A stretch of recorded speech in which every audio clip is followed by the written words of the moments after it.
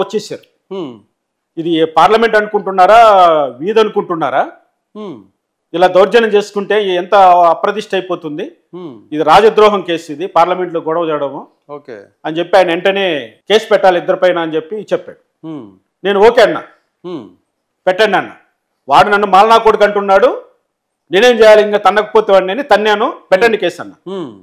వీడు ఆయన కాళ్ళు పట్టేసుకున్నాడు, వెంకయ్యనాయుడు కాళ్ళు పట్టేసుకున్నాడు, పెద్దిరెడ్డి పెట్టేసుకొని చాంబర్లోకి, అన్న వాడికంటే ఏమీ లేదు, నేను మంత్రిని, నాకు రాజకీయంగా పేరు ప్రతిష్టలు ఉన్నాయి, ఇద్దరం తిహార్ జైల్లో కూర్చుంటే నష్టం నాకే, ఏదో ఒకటి చేయని చెప్పి ఆయన్ను బ్రతిమాలుకొని బయటపడ్డాడు.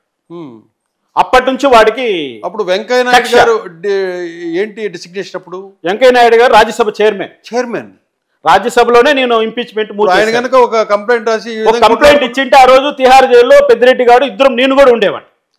నేను సిద్ధపడ్డాను, ఎందుకంటే నాకు జరిగిన అన్యాయము ఏదో రూపంలో పరిష్కరించబడ్డాను. అంటే ఇప్పుడు పెద్దిరెడ్డి రామచంద్రారెడ్డికి మీ మీద కోపం ఎందుకంటే అక్కడ మొదలైన మీరు పెద్దిరెడ్డి రామచంద్రారెడ్డిని కలిసి కాళ్లతో తన్నారు, కింద వేసి తన్నారనే ఉద్దేశంతో ఆ కక్ష పెట్టుకున్నాడు అంటారు. ఆ కక్ష పెట్టుకొని తర్వాత ప్రెస్ మీట్ పెట్టి కృష్ణని ఎంకరేజ్ చేస్తున్నది చంద్రబాబు నాయుడు అని, చంద్రబాబు నాయుడు పైన, ఆ రోజు ముఖ్యమంత్రిగా ఉన్న చంద్రబాబు నాయుడు పైన నానా మాటలు కూశాడు పెద్దిరెడ్డి రామచంద్రారెడ్డి. ఆ తర్వాత అక్కడి నుంచి తర్వాత రెండో ఇంపీచ్మెంట్ పెట్టాను.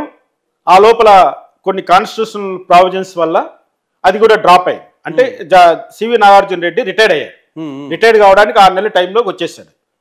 కాబట్టి రూల్స్ ప్రకారము అది వర్కౌట్ కాలేదు కాబట్టి అక్కడ డ్రాప్ అయింది. సుప్రీంకోర్టులో ఇన్హౌస్ ఎంక్వైరీ జరిగింది. ఇన్హౌస్ ఎంక్వైరీలో జస్టిస్ సివి నాగార్జున రెడ్డి తప్పు చేశాడు, ఆయన ప్రాసిక్యూట్ చేయమని చెప్పి ఉమ్మడి ఆంధ్ర హైకోర్టు చీఫ్ జస్టిస్కు జ్యుడిషియల్ ఆర్డర్ పాస్ చేసినా కూడా అది ఇంప్లిమెంట్ కాకుండా 2016 నుంచి 2024 వరకు అలా పెండింగ్ పెట్టుంది. అంటే లాబింగ్ అన్నది మీరు అడిగారు కదా మొదట్లో, లాబింగ్ అనేది ఎంత ప్రభావంగా పనిచేస్తుందో న్యాయ వ్యవస్థలో నా కేసులో 100% విత్ ఎవిడెన్స్ ప్రూవ్ అయింది. ఆ రోజు నుంచి